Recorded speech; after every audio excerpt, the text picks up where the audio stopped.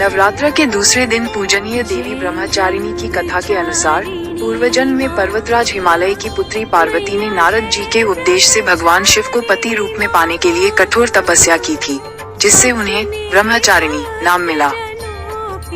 देवी ने हजारों सालों तक फल फूल खाए, फिर 100 साल तक शाक पर निर्वाह किया और इसके बाद कई वर्षों तक पत्तों पर भी निर्वाह किया। बाद में उन्होंने बिल्वपत्र और पत्तों का खाना भी छोड़ दिया और कई हजार सालों तक निर्जल निराहार तपस्या की। उनकी कठोर तपस्या को देखकर ऋषि मुनि चकित रह गए और उन्हें वरदान मिला कि उनकी शिवजी से शादी होगी। कथा का सार। 1. जन्म और संकल्प। देवी पार्वती ने हिमालय के घर पुत्री के रूप में जन्म लिया।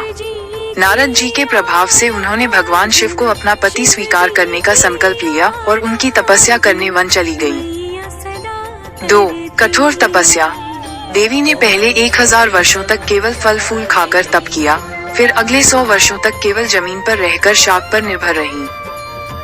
3. तपस्या में वृद्धि। बाद में उन्होंने कई वर्षों तक टूटे हुए बिल्व पत्र खाकर भगवान शिव की आराधना की।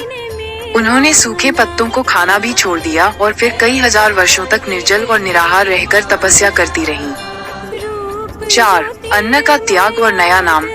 पत्ते खाकर निर्वाह करने के कारण ही उन्हें अपर्णा नाम से भी जाना गया। 5. सफल तपस्या। उनकी इस अदम्य तपस्या से प्रसन्न होकर सभी देवताओं, ऋषियों और सिद्धों ने उन्हें प्रणाम किया और कहा कि शिव उन्हें पति के रूप में अवश्य मिलेंगे। और 6. प्रतीक। देवी ब्रह्मचारिणी धैर्य, संयम, सात्विक बल और समर्पण का प्रतीक है।